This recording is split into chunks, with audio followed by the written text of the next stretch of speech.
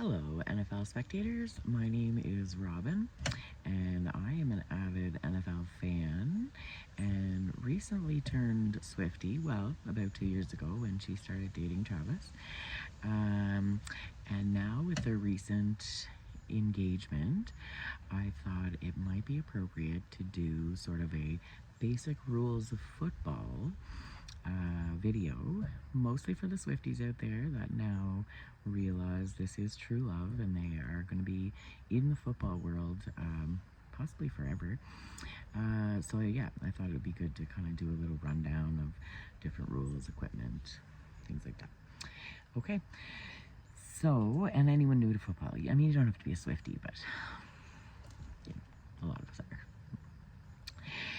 So first, ball. Okay, football. Leather football, oblong shape. You can see there it's got the laces. Laces become important when you're both kind of throwing the football. Your fingers kind of go in the laces there. And when you're kicking, if you can remember Ace Ventura: Pet Detective, kicking, you're going to want to have the laces out. So yeah, if you remember, laces out. Yeah, so that's the ball. We have a quick look at the equipment the players will be wearing. Helmet, obviously really important. A lot of concussions in football, unfortunately. You might notice some bigger helmets now too, out of protection for concussion purposes. They wear kind of a chest protector, shoulder gear thing, and then their jersey goes on top of that. And then as you go further down, there is kind of these like thigh protector things, I think, on the side. But most importantly, if you look around the gluteal area, there's really no equipment there. That's just pure glute muscles. We'll just pause there for a minute. Yeah. Okay, and then and then like the socks and cleats. Keep an eye on the cleats. Sometimes they have special cleats, different charity cleats, different color cleats. Yep, keep an eye on the old cleats there. All right, so where do you play football? On the football field. The football field is 100 yards, and for the most part, NFL, the home team logo is right in the center there, and that's the 50-yard line. That's what it's called. And then for each team, they have kind of their own 40, 30, 20, 10 end zone. And so you're defending your end zone. So if, for example, Minnesota Vikings were about to score, they would be close to the Green Bay Packers end zone.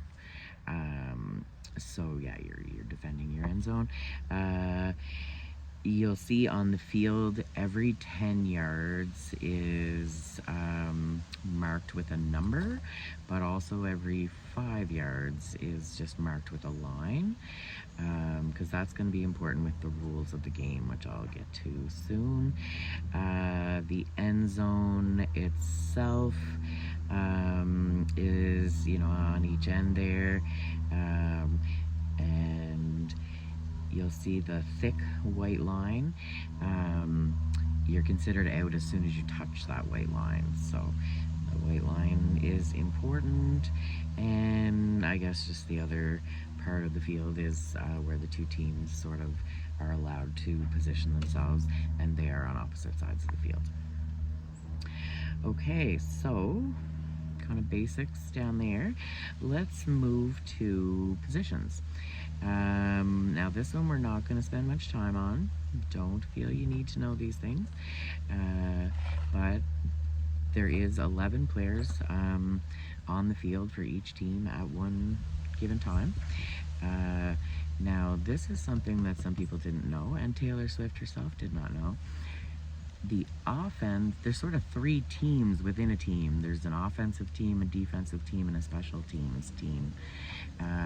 So when the offense is on for one team, the defense is on for the other, and vice versa, and then special teams does different things. We won't worry about special teams right now. So if you're looking at the offense that's on the field, most people will know the first position that you think of, the quarterback, the guy that throws the ball. And then who they're throwing to, called the wide receiver. Those are the guys kind of out to the side. Guy coming through the middle, I think if we're talking to Swifties here, they're going to know this position, the tight end. Kind of hangs around the middle there, usually a bigger guy, taller, able to catch good. And then they have some different positions, fullback, running back is the guy that runs the ball, so the quarterback would just kind of hand off the ball, sometimes little throws to the running back, and those guys take off running. That whole sort of line in the front there, all those O's, the tackle, the guard, the center, the guard, the tackle, that's considered your offensive line. So they're there to protect the quarterback. Then if you look on the other side of the field, you got your defense. Now the ones that you hear a lot of are probably more so your safeties or your cornerbacks, because they are the ones defending like your wide receivers or your tight end, but then you also have your linebackers and your tackles and your defensive ends. So those are the guys that like rush. Your defensive ends rush the quarterback to try and stop them from throwing and get what's called a sack. So if you get the quarterback before they throw the ball, called a sack. A little bonus word in there for you. Okay, so yeah, quick little intro to the positions. Don't get too wrapped up in the positions just yet, if you're just learning. I found this great little infographic to kind of explain the most important kind of top 5 rules, I guess. So rule 1 is the scoring. So a touchdown is 6 points. After a touchdown, you have a decision to make. You can either do a kick, which is called a point after touchdown, it's worth 1 point, or you can do a 2-point conversion, which is taking the ball 10 yards? God, I don't know that. 5 yards? Out from the end zone and trying to score, that's worth 2 points. There's also a field goal, so you're close to the end zone, but you're not going to be able to get a touchdown. You'll sometimes kick it through the uprights. That is called a field goal, and that is worth 3 points. And then a safety is when you are in your own end zone, so you're just kind of getting started, you're in your own end zone, they tackle you in your own end zone with the ball. That team gets 2 points. So that's a safety.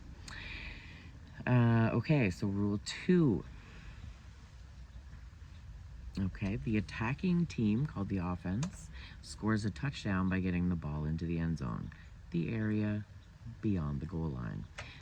Yeah, I guess we kind of already went over that in rule 1, but the sign for a touchdown, you'll see the refs do this, touchdown. Okay, good. Rule 3. Okay, so this is where people get confused. We're going to talk about what's called downs, and what you may want to consider downs is like attempts or tries. So the offense has 4 attempts, called downs, to move the ball a total of 10 yards. If successful, they earn a fresh set of downs, so 4 more tries. If not, the other team gets the ball.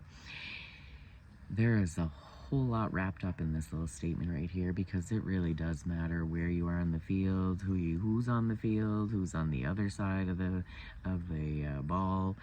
There's a whole slew of things. Generally speaking, you're gonna see the quarterback take the ball for the first 3 downs, and then if they're not close enough to the end zone to kind of score or kick, they may end up doing a bigger kick called a punt, and that's just to get it at the other end of the field and give it to the other team, but they're going to put their defense on to try and slow that play down. So kind of, yeah, the offense is done, they don't think they can do anything else, they'll kick it on their 4th down, called a punt. Okay, so rule 4, and yeah, the downs. Oh, I should go back about the downs. So when you're watching football, it'll say like 1st and 10. So that means first down, 10 yards to go. That's how it starts. And then let's just say they throw it for 5 yards. The next thing you'll see is 2nd and 5, because you've already gone 5 yards and now you have 5 more to go to get that 10-yard attempt. And then let's say they run 2 yards, so it'd be 3rd and 3. So they have 3 more to go, yeah, etc. And you'll see the guys on the side with the chains that's measuring all the 10 yards, and the little sign actually shows the downs on it. This year, the NFL is actually using virtual measurement instead of the old chain gang, which we saw in the preseason. Kind of cool, definitely needed. It is 2025, so probably time to use the old technology. Okay, so rule 4, let's move on here. The ball is either advanced by either the quarterback throwing to a receiver, or running back, or the quarterback. It doesn't say that here, but the quarterback can also run, or the running back carries the ball. So they just kind of run, or the quarterback throws the ball. Now, there's nothing to say other people can't throw the ball. There is certain times that they do little trick plays, and maybe the running back throws it, or the wide receiver throws it. I've seen that. The kicker sometimes even throws it on a weird play, but don't worry about that too much. But it does happen. Okay, and then rule 5. The play ends when the ball carrier is tackled or an unsuccessful pass attempt hits the ground. Yeah, so when the ball carrier is tackled, so as soon as a person's knee or elbow, yeah, I think that's kind of the big rule. Knee or elbow hits the ground, they are done, or a shoulder probably, hip. I'm not sure. Anyway, when they're down on the ground, they're down. The play's over, and they start over with the play wherever they are as far as down. So maybe it's 2nd and 5 or whatever. Yeah, so those are all kind of the rules. So next would just be kind of looking at the signs that the referees make. Now, we're not going to go over all of them, but maybe just the 6 basic, some 6 basic ones. So one I already showed you: touchdown, field goal, or successful try. They'll put their hands kind of, you can't see me, but we'll just go straight up in the air. A safety is the hands together there. First down is just kind of pointing, perfect finger, pointing towards the defensive team's goal. And then when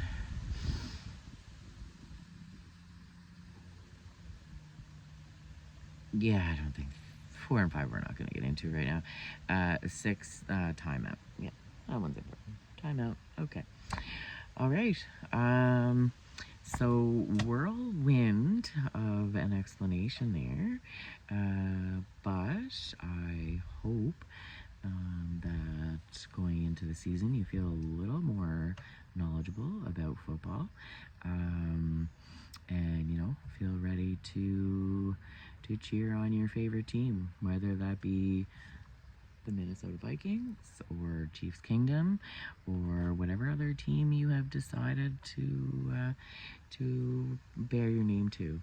So good luck to everyone, especially Minnesota, and congratulations to Travis and Taylor, obviously.